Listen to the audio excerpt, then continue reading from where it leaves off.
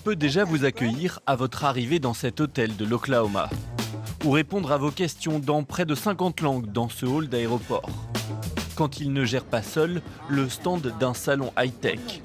Born right in the heart of Silicon Valley and now running the CES booth solo. Celui qui fait même la une des journaux télévisés AI robot apparently helping travelers navigate. est né dans ses locaux, dans la baie de San Francisco.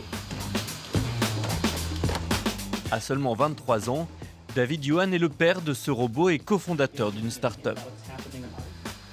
Pouvez-vous présenter une botte à nos téléspectateurs? That's the crew I roll with. We're a Silicon Valley robotics startup building social robots with brains. We're all about making robots that don't feel like robots. En 2024, David abandonne ses études à la prestigieuse université de Stanford pour développer des humanoïdes, des robots conçus pour imiter les humains. Au départ, nous n'étions que 3. Nous avons commencé il y a 1 an et demi avec un seul robot, sans même savoir exactement ce que nous allions construire. Nous avons continué à avancer et à déployer nos robots dans des lieux publics pour comprendre comment ils pouvaient s'intégrer dans notre société. Aujourd'hui, avec une vingtaine d'employés, il a développé plusieurs robots personnalités distinctes, capables de produire en analysant les réactions de leurs interlocuteurs, une conversation fluide et personnalisée. But hey, I'm alive and kicking, figuratively speaking. Notre principal défi n'est pas de faire parler ce robot. C'est de lui permettre d'interagir avec les humains de manière naturelle, dans un contexte social. Il doit comprendre les codes sociaux et se comporter comme un être humain. Ce que vous voyez aujourd'hui n'est qu'un début. Notre objectif est de créer des robots dotés de capacités comparables à celles des humains, pas seulement pour accomplir des tâches, mais aussi sur l'aspect social et émotionnel, pour qu'ils puissent nous accompagner dans pratiquement toutes les situations. Des robots capables de nous remplacer au travail comme à la maison, avec l'essor de l'intelligence artificielle, un scénario de plus en plus probable.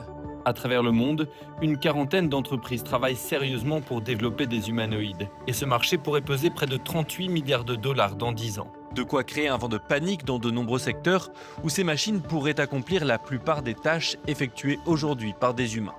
Mais pour ce professeur en prévisions économiques, il ne faut pas pour autant en tirer de conclusions hâtives.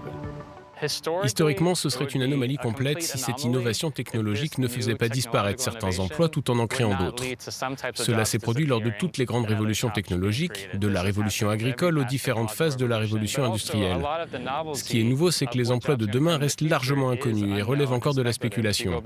Si vous demandiez à un agriculteur d'il y a 200 ans à quoi ressemblent nos métiers actuels, il lui paraîtrait totalement fantastique et incompréhensible. Et ces nouveaux emplois sont déjà en train d'émerger. À Los Angeles, Daryl Udell est professeur de musique. Pour arrondir ses fins de mois, il a l'habitude d'enchaîner les petits boulots sur son temps libre.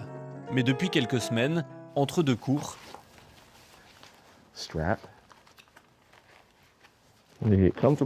le rituel est un peu particulier. Le téléphone vissé sur la tête, Daryl va se filmer pendant 1 heure en train d'effectuer des tâches ménagères pour une vingtaine de dollars. Objectif, produire les données qui serviront à entraîner l'intelligence artificielle des futurs robots. Et pour que la vidéo soit validée, pas le droit à l'erreur. Je garde les mains bien droites pour être sûr qu'elles restent visibles à l'image. Si par exemple je fais ça, je suis presque certain qu'elles ne sont plus dans le cadre. Je suis en train de nettoyer, mais les mains sont hors champ. Alors que si je fais comme ça, nos clients obtiennent exactement les images qu'ils recherchent. C'est assez surréaliste de se retrouver chez soi, dans un environnement familier, à effectuer des tâches ménagères qu'on ferait de toute façon gratuitement, mais cette fois en étant payé. Pour moi, c'est surtout une opportunité. Pour InstaWork, la plateforme qui propose ces missions, il ne fait aucun doute que la demande pour ce type de travail va exploser. Les besoins en données sont quasiment infinis. Les spécialistes estiment qu'il faudra des dizaines, voire des centaines de milliers d'années de données cumulées pour entraîner ces systèmes. Ce n'est donc pas une activité qui va durer une semaine, un mois ou même une année. Je pense que ce marché va connaître une croissance considérable.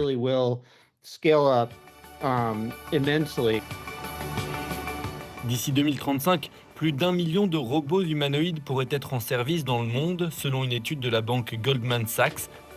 Une révolution qui promet de transformer en profondeur notre façon de vivre.